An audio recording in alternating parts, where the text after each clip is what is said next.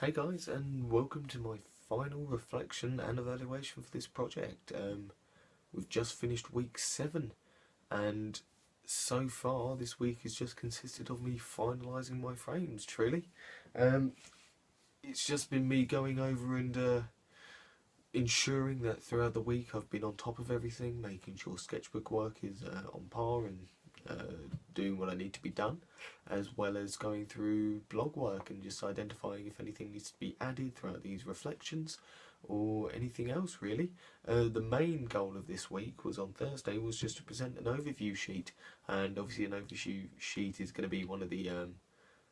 just a finalised form of display which we can hand to Dave as part of our submission handing.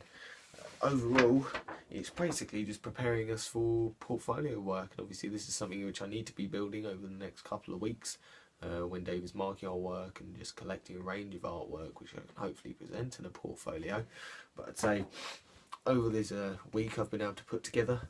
my own overview spread, and that's basically exploring how my final 6 frames could be composed just in a form of formality really. Obviously going through my final 6 frames, obviously you have the 3 block colour pieces, which I thought would be more effective at the bottom, adding white, and it obviously puts it towards the centre of the frame. It basically draws the attention and balances it out. I've tried to put together obviously frames which work well together, being obviously frame 2 and 3, which obviously compositionally fit well together just because of the use of negative space, obviously all surrounding the actual frames. But obviously stylisation as well, they work well. So that's one thing I wanted to continue really, was ensuring that throughout this whole piece it kept a constant flow and at least gave a dynamic look to the progression and showmanship of my work as it's been laid out on the page. Obviously that being a key practice for a portfolio, obviously it's a page which I hope to be able to introduce as well, and one which, because I'm proud of the work I've produced, I want to be able to put it in my actual portfolio, so we'll see how that goes. The main goal of this reflection itself is to basically go over each frame and discuss to you what I've enjoyed about obviously producing each frame, like the processes that I've been able to explore, as well as any negatives or feedback which I feel like I could have expressed further. Starting with my first frame, obviously that was the digital rotoscope which I completed, which using a developed form of brush, meaning I could access that textures which was reminiscent of Matthias Brown's trace loops work which he produced over the course of the past couple of years. Overall, I really do like this piece. It's a nice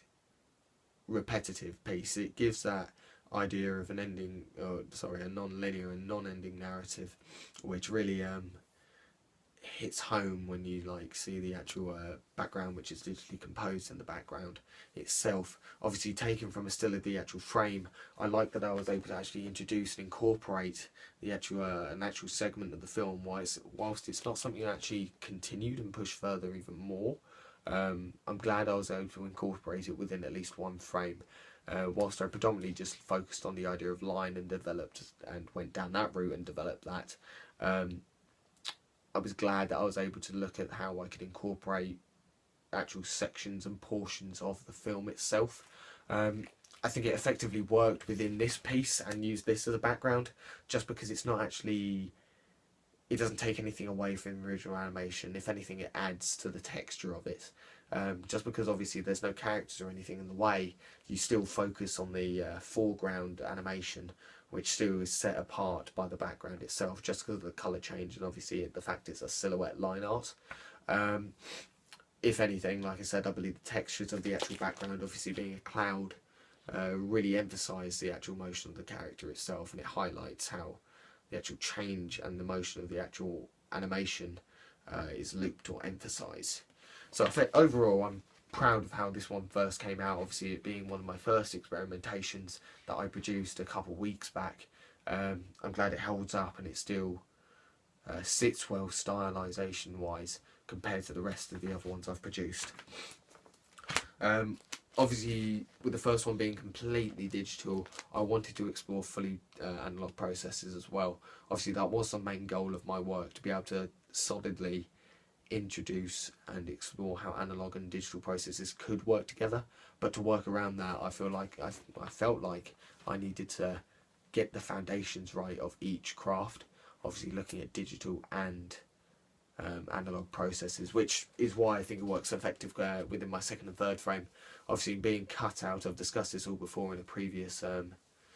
reflection, but I feel like obviously being two reflecting frames, not only do they work together stylization wise, but the frame itself, the ones I chose, even though they're from different acts and portions of the film, they reflect the characters' emotions and atmosphere of like tone throughout the film itself. Obviously, with the characters feeling in danger or their opinions reflecting upon one another, the contrast of the characters' emotions really reflect and emphasise well. In comparison to my final frames, obviously being a screenshot or a photocopy, I still do prefer the acetate versions of these with the acetate backgrounds on each of them. I feel like the white framing retracts the idea of like this space or void, and the actual acetate pieces, which should be here and like should be my final frames, they should be highlighted as the actual final outcomes, just as they do provide that sense of void, and obviously being able to highlight how they are labelled as just a item of space, and obviously limiting the audience's frame just to this section almost gives an approach of like the audience looking in upon the actual frame itself, almost as if they shouldn't be viewing it. It's almost like the audience is spying upon the audience itself, which I think is a key element towards creating that idea of communication, which has been prominent throughout this whole project, being like balancing or challenging the idea whether audiences should be viewing or looking upon my work or creating a conversation. That's one of the main factors. So I feel like that piece of work effectively just emphasises that tool. Moving on to my fourth frame, I would probably and personally say this is the weakest out of the ones I've produced. What I do like about it is primarily not the outcome, but the journey it took to get there. Whilst it's a different process, this is one of my first pieces that I created, which was created with paint pens, which is obviously something I hadn't experimented with before, but I'm proud of the fact that I was able to produce the same stylisation of work through a process which I wasn't familiar with. Whilst I believe I could have developed it further, even looking at like incorporating a digital aspect to it, just because this was all done analogly, through analog processes, the only digital aspect would be photocopying and using xerography to layer and build up on the idea of backgrounds. It's once again trying to emphasise how the actual process of it was made through a different style compared to cutout or something that wasn't presented in a workshop, but being able to replicate that sort of stylisation and personal genre of style which I've been able to emphasise within my work across the whole, and just been able to reproduce it. And that's something that I feel like is come together as a strength, because it brings an overall house style to the pieces that I've made. Next onto the fifth frame was the work inspired by Stanley Kubrick, which was my animation, my chattering animation, which incorporated digital and analog processes, obviously reflecting the idea of Stanley Kubrick's original storyboard sketches, following this quick, rough line. Obviously, comparing to the rest of my line pieces, it's a quite simplistic and minimal piece of work, which is what I wanted to emphasise, to try and explore how the difference between each stylisation of work could still represent a sense of formality and character. Obviously, reflecting upon this, each frame by itself I don't think works quite as effectively. It's the incorporation of animation and bringing in a digital aspect through chattering which brings the piece to life. Obviously, alongside the actual tagline, which says close up over shoulder, which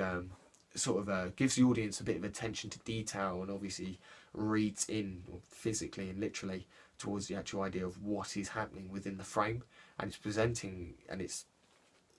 that idea of literally presenting an idea towards the audience rather than them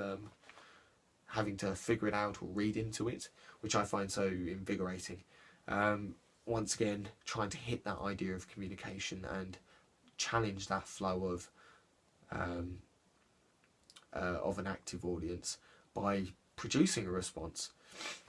which is why I think it works so effectively. And then my final piece, which is the 6 frame, which I think is my favourite overall, would have to be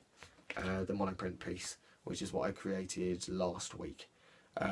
Overall, this is definitely my favourite piece, and this is the piece I'm most proud of because it actively blends analog and digital processes extremely well. I think it's allowed me to not only explore a process which I wasn't confident in and produce work which I adore, but it's allowed me to push it further and explore the idea of lighting and once again that idea of animation to confuse and distort the original intention of the frame itself. Just looking at the actual frame, I like the aesthetic of it, with obviously the line art being inverted. You've got this idea of just a black harsh background reflecting on the original scene itself, being dulled by the vibrancy of like the neon colours, which fits extremely well with my original colour palettes which I created for the frames. What I like specifically about the actual final animation for this piece is that it directly reflects the actual scene within the actual film itself, 2001: A Space Odyssey, just because it creates that sense of confusion and diversion as the character Dave just flashes upon this screen throughout the couple-minute sequence. This basically highlights how the character is thrown through a constant state of motion and terror and trouble, which leads towards the obviously non-linear narrative at the end, like addressing the idea of time and everything like that. I think it's a great conclusion to the actual narrative of my work, is it obviously from the beginning to the end of my frames you can see how it progressively goes from a more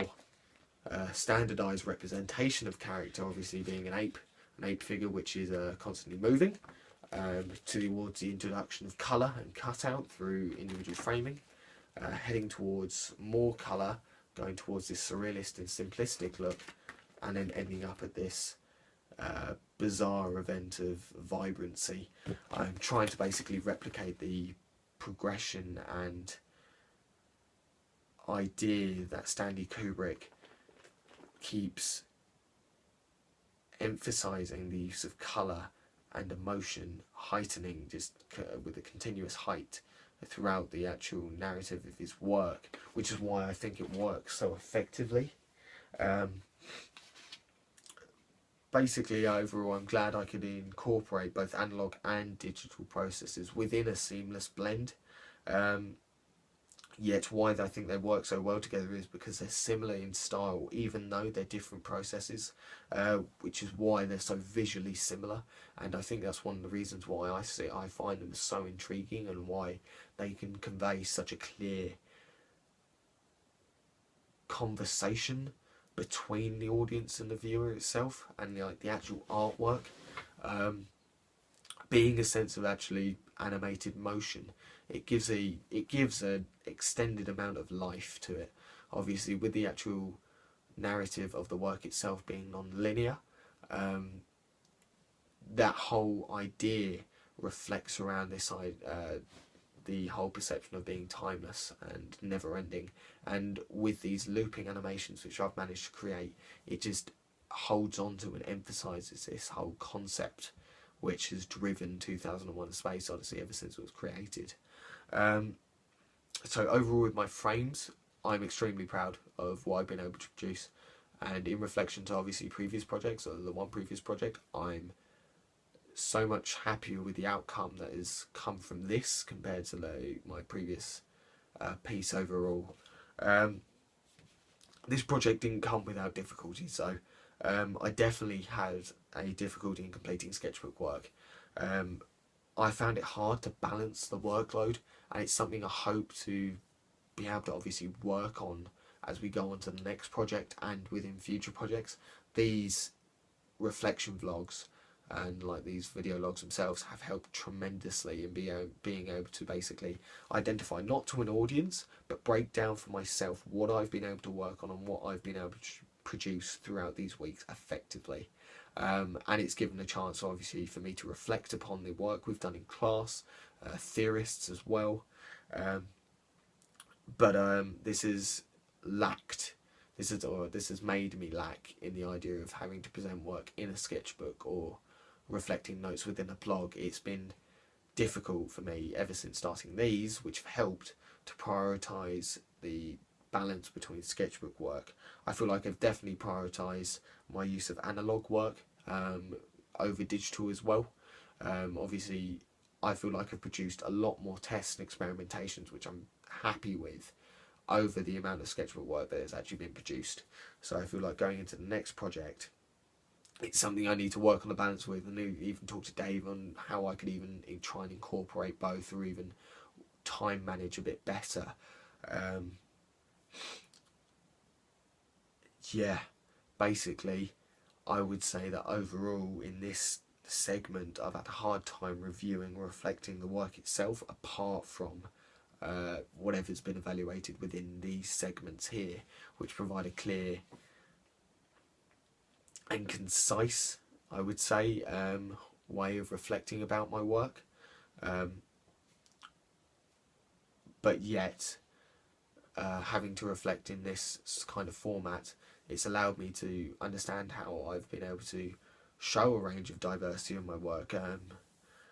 with highlights coming out as obviously the range of processes I've been able to produce, being able to create effective monoprints, which I didn't enjoy last year. Overall, I would see this as a huge, vast improvement over the first project. Not only am I proud of the work that I produced, but I'm eager to show it off within the show. This concludes my final weekly review and evaluation for this project, actually, and going into the next one, I hope I can take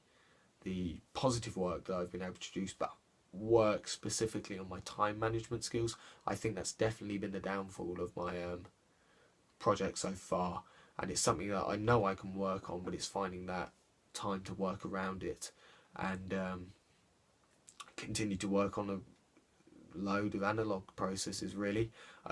Going forward from this, I think I definitely believe I can highlight how analog processes have been such a tremendous help and effort in being able to blend seamlessly these range of digital processes, as it's something I totally disregarded within the first year, and definitely to achieve that higher grade, which I hope to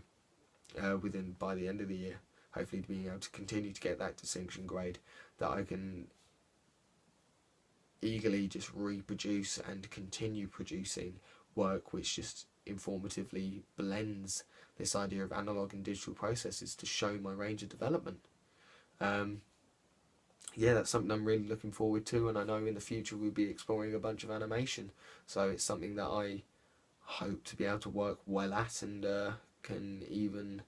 push forward further within my studies.